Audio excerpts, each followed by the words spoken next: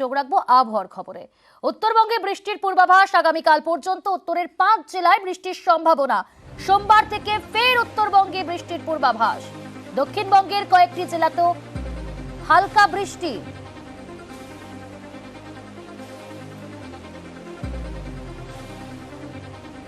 আমাদের সঙ্গে রয়েছে প্রতিনিধি বিশ্বজিৎ। আবহাওয়া দপ্তর কি জানাচ্ছে এই বিষয়ে? দেখো, এর আগেই আবহাওয়া দপ্তরের পূর্বাভাস ছিল যে উত্তরবঙ্গে বেশি বৃষ্টি হবে এবং দক্ষিণবঙ্গে কম বৃষ্টি হবে ঈদের দিন, অর্থাৎ আজ। উত্তরবঙ্গে ইতিমধ্যে বৃষ্টি শুরু হয়েছে। দার্জিলিং, কালিম্পং, জলপাইগুড়ি এখানে শিলাবৃষ্টির সম্ভাবনা রয়েছে। শিলাবৃষ্টি হতে পারে জলপাইগুড়ি এবং কোচবিহার এবং আলিপুরদুয়ার, অর্থাৎ উত্তরবঙ্গের উপরের দিকে যে 5 জেলা, সেখানে আজ ঝড় বৃষ্টি, শিলাবৃষ্টির সম্ভাবনা রয়েছে। আর এই 5 জেলার মধ্যে 3 জেলায় অন্তত বৃষ্টি চলবে আগামী কয়েকদিন, এবং আজ সব জেলাতেই বৃষ্টির সম্ভাবনা রয়েছে। এবং সোমবার থেকে এই বৃষ্টি আবার বাড়বে। উত্তরবঙ্গে সোমবার থেকে আবারও বৃষ্টি বাড়বে এবং ওপরের দিকের 5 জেলায় ঝড় বৃষ্টির সম্ভাবনা থাকছে।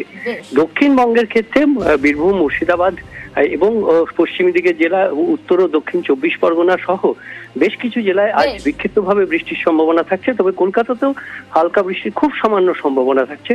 আগামীকাল থেকে বৃষ্টির সম্ভাবনা কমবে দক্ষিণবঙ্গে। উত্তরবঙ্গে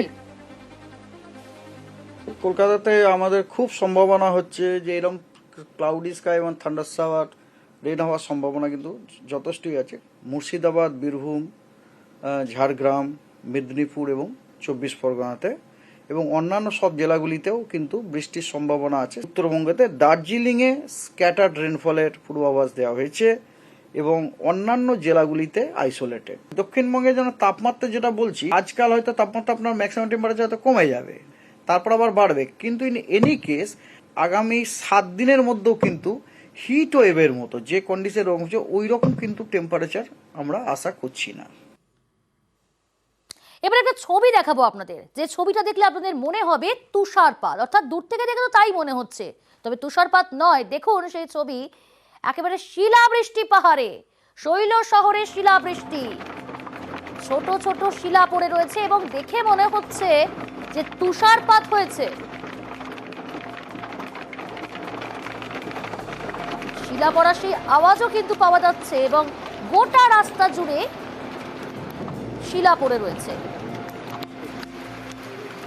আর দূর থেকে দেখেই মনে হচ্ছে যেন তুষারপাত হয়েছে।